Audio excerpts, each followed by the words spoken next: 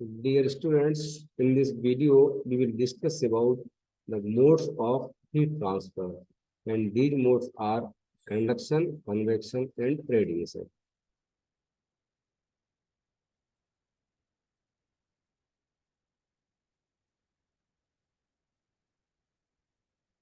So first, we will understand how heat flows.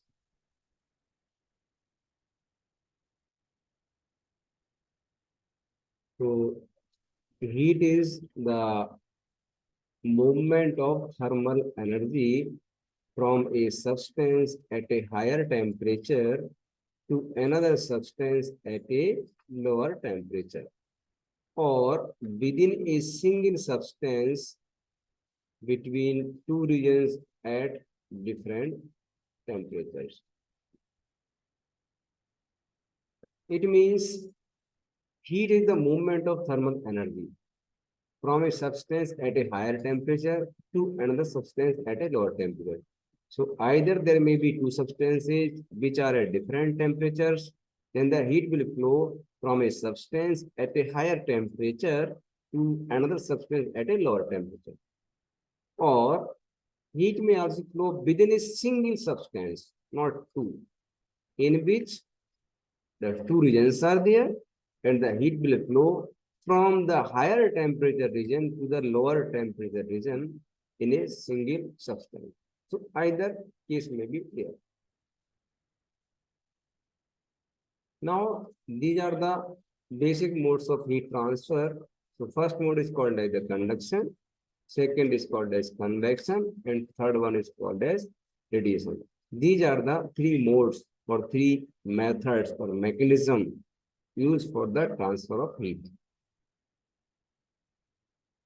Now here we will understand what are the different mechanisms in the conduction, then convection, and in radiation.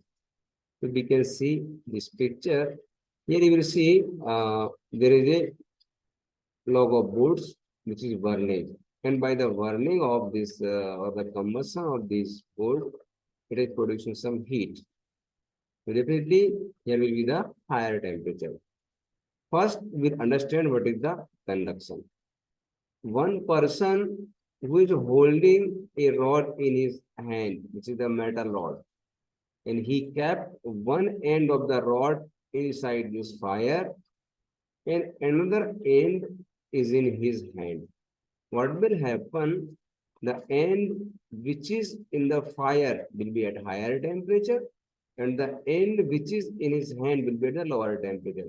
Suppose the higher temperature is T1 here, which is in the fire, and lower temperature is T2 here, which is in his hand. So definitely you will see here the temperature T1 will be greater than temperature T2. Then the heat will flow from this end which is in fire to the end which is in his hand. Heat will follow this passage. Now, how this is happening? Actually, it is a micro form of heat transfer. So, in a metal, there is a organized structure. There will be SCP, BCC, FCC, etc. And molecules are having their fixed orientation and position. So, when the one molecule gives to heat to the adjacent molecule, then that will give to the next adjacent molecule. And in this way, the heat will flow from one region to another region or one end to another end. Also, there are lattice vibrations. Because of these regions, the heat will flow. Here, molecule doesn't move. They don't leave their position, but they agitate, they vibrate to give energy, thermal energy to the adjacent particle. And in this way, heat is transferred in the conduction. So mostly in solids, the conduction mechanism is used for the transfer of heat. Now we will take another example, another mode of heat transfer, which is the convection. Convection needs some solid surface or there is some heat source. Another one is the fluid. So in this mode of heat transfer, what happens? The fluid particles takes heat and then moves away. So it needs the movement of the fluid particles. Now here you will see the by the combustion of the this product goods, It is producing some gases and the gases are moving upward. We are moving upward. Definitely, the particles are carrying heat. Now here, the one person is taking heat from these gases. He has kept his both the hands here in the time of the winter season. What is happening here? The gas particles which are at the higher temperature, they are moving upward because they are lighter and less denser particle. So they are making contact with the surface of our body or the skin of our hands and giving heat to it and then moving away. What happens actually? The colder particles moves down and lighter particle moves upward and they are transferring heat. Now there are two cases. Either there may be the heating or there may be the cooling of the some surface. If the hot surface, the surface is at the higher temperature than the fluid, then there will be cooling of the surface. If the surface is at the lower temperature than the fluid temperature, then there will be heating by the fluid. In both the cases, the heat or the thermal energy carriers are the fluid particles. Now, third one, we will try to understand called as the radiation or also known as thermal radiation more clearly. So in thermal radiation, the heat transfer occurs in the form of electromagnetic waves. As we know that the heat or the light is coming from sun to earth, but it is in the form of thermal radiation. So suppose this is our sun and this is our earth. So the radiations are coming from the sun to earth continuously here. So these are coming in the form of thermal radiation. This is sun and this is earth. I'm showing it by E. So these are the radiations here coming. Then these radiations are coming. These are in the form of electromagnetic waves. And this mode of heat transfer doesn't require any medium. As we know that about the earth up to a certain distance, there is atmospheric air. After that, there is only vacuum. No air is there and no medium is there. So the radiation mode of heat transfer doesn't need any matter, any medium to transfer heat. The electromagnetic waves in the form of photons travels with the speed of light in the vacuum. And the speed of light is 3 into 10 to the power 8 meters per second. So if the two objects are at the different temperatures, then the higher temperature object will radiate heat and will be received by the object at the lower temperature. So here you see the fire at the higher temperature, it is giving heat.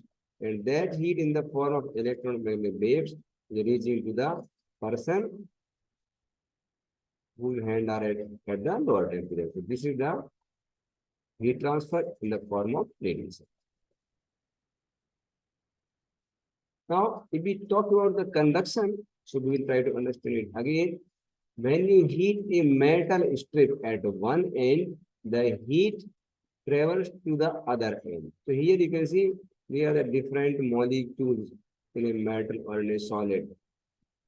So the one molecule give heat to this will give heat to this will give heat to this. And in this way, we will see when the molecule to molecule thermal energy transfer is there, but the molecules they are not moving, they are vibrating only. So the heat will reach from one end to another end. Here, you can see in this way. The heat will flow from this to this.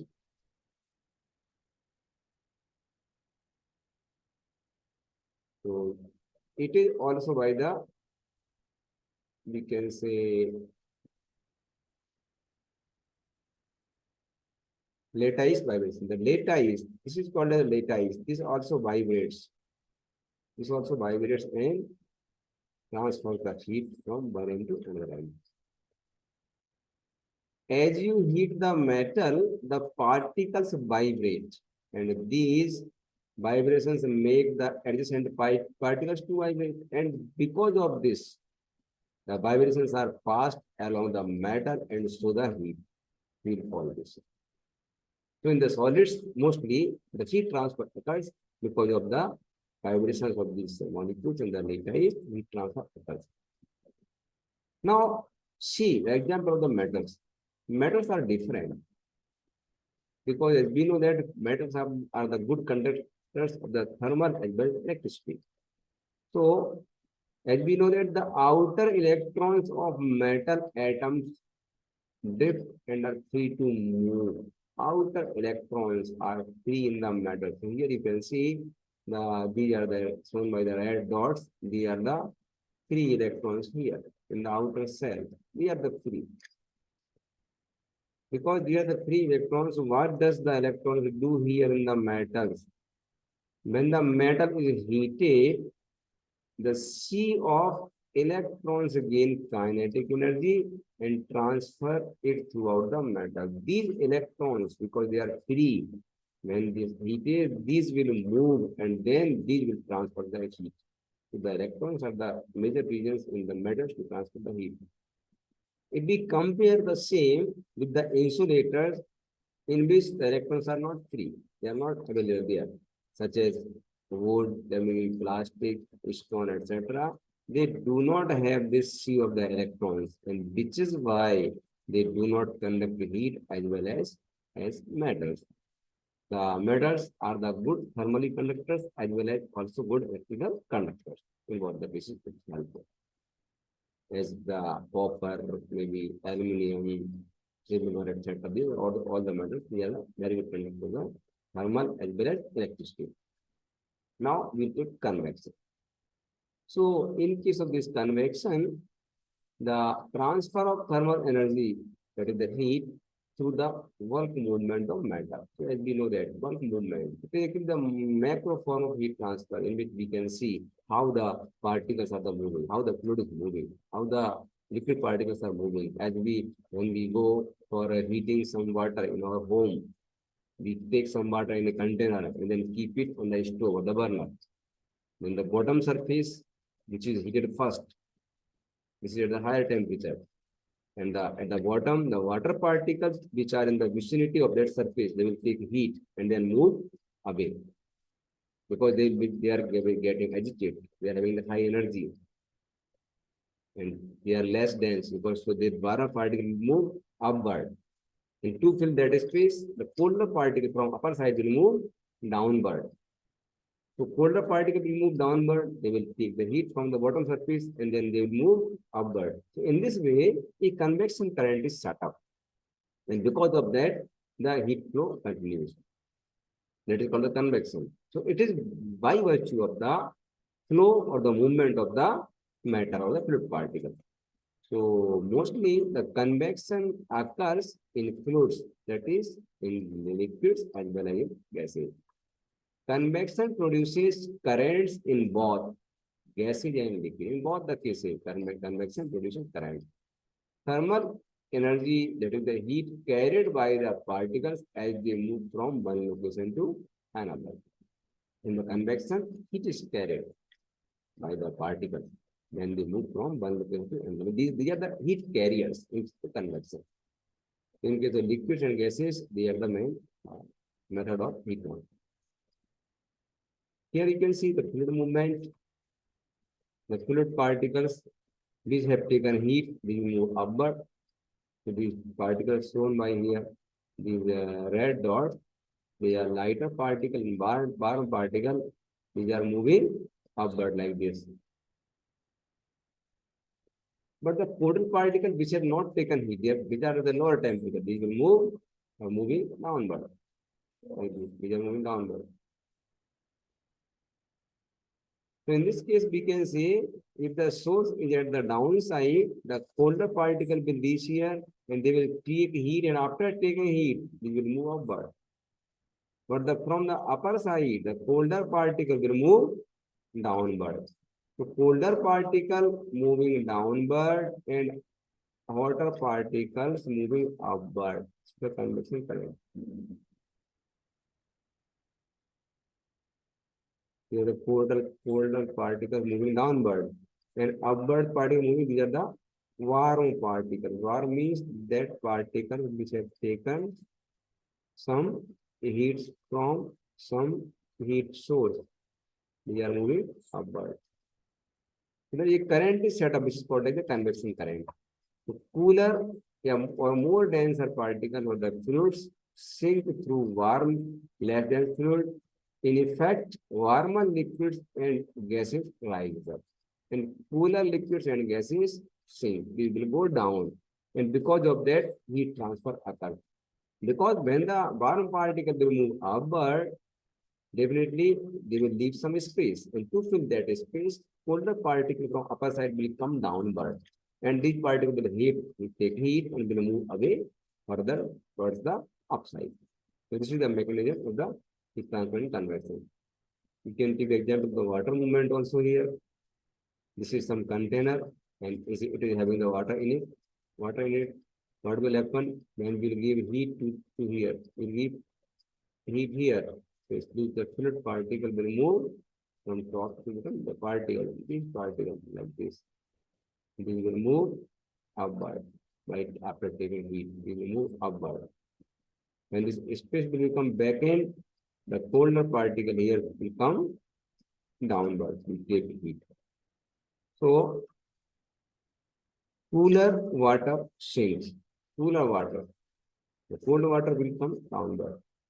And the hot water, this hot water rises up. It will move upward. And a convection current is set up. And after some time, you see the whole amount of water has been heated. So this is the mechanism of the heat transfer as a convection. Now the third one is called as the radiation. So the transfer of heat or thermal energy by electromagnetic waves, it is called as the radiation. Now, because radiation doesn't require any matter to transfer thermal energy, all the sun's energy that reaches to Earth travels through millions of kilometers of empty space or vacuum. Yes, heat energy or the sun's energy or the light energy which is coming from the sun to the earth, and it is traveling through millions of kilometers of empty space that is vacuum. And there is no medium, it is coming. And if there was no radiation, then that light will not come, that will not have been come to the earth. And if the light is not coming to the earth, there will be no life on the earth. Because of this, radiation is a very important mode of heat transfer, by virtue of which the heat and light is coming to the earth. We are there. Also, all matter rate can radiate heat. The matter, the object which are more than the absolute temperature, they radiate heat, even they are at the lower temperature. The quantity may be less in the form of electromagnetic waves. You feel the radiation of thermal energy. You can say example of a fire, maybe a heat lamp, maybe a room heater, maybe a light bulb. Even in our festival Holi, when we take a round of that burning fire, we feel some heat from that also because it radiates heat at the higher temperature. That is also the radiation. Now, other examples of radiation, we can take engine head of a motorcycle. Engine head, when the fuel burns, petrol or diesel burns, petrol burns in the motorcycle, it gets heated. And because of that, it radiates heat to the surrounding. Hot tin roof, the roof, some person in a workshop, they are working and the hot roof, tin roof is there.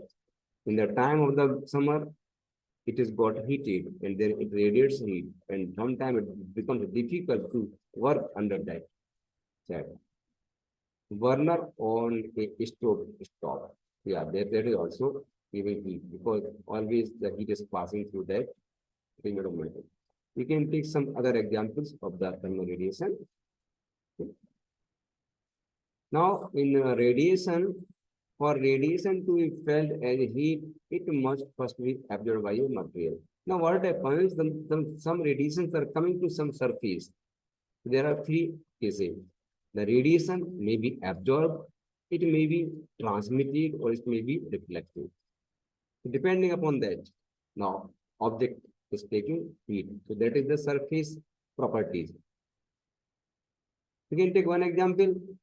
Why do blue jeans feel hotter in the sun than a yellow shirt?